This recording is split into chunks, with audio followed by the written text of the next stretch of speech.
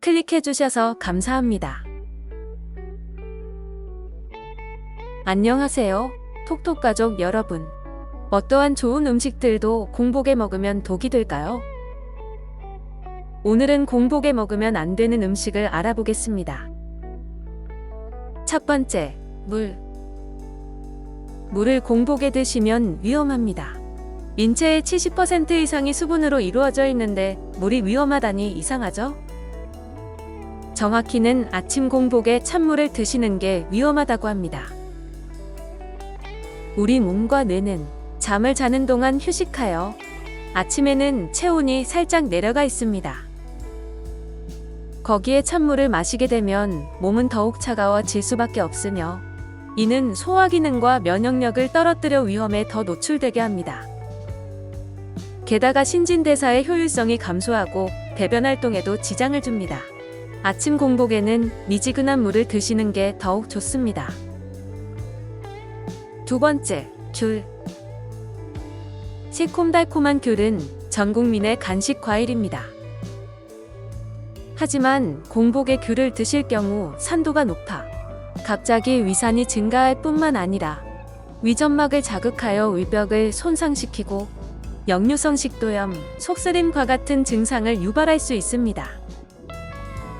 귤을 포함한 자몽이나 파인애플 같은 산도가 높은 과일들은 이와 같은 이유로 빈속에 먹기 좋지 않습니다. 세 번째, 커피. 우리 몸은 아침에 일어난 직후에 활동성을 위해 코티솔 호르몬을 분비합니다.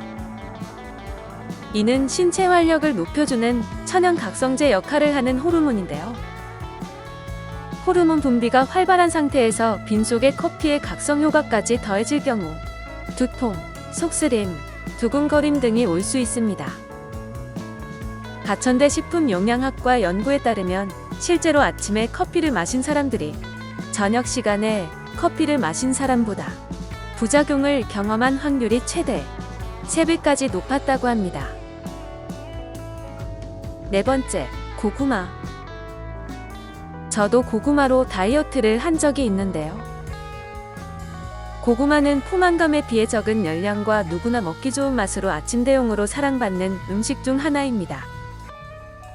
하지만 고구마를 빈속에 드실 경우 악유질, 타닌 성분이 위벽을 자극하고 위산 분비를 촉진하여 속쓰림을 유발할 수 있습니다.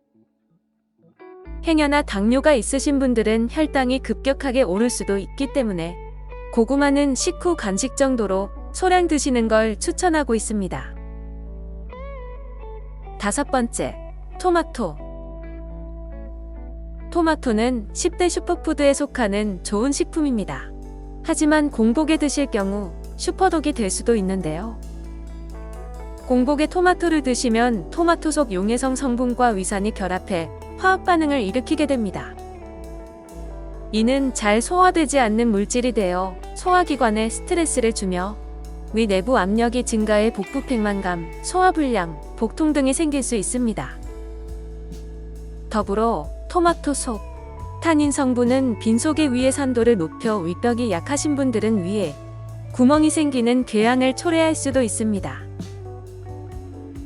여섯 번째, 함. 감 또한 토마토처럼 타닌을 함유하고 있기 때문에 위에서 용해되기 어려운 겔 형태의 물질이 생성되는데요. 이는 장운동을 어렵게 만들며 심할 경우에는 담석까지도 만들 수 있다고 하니 조심하셔야겠습니다. 일곱 번째, 우유.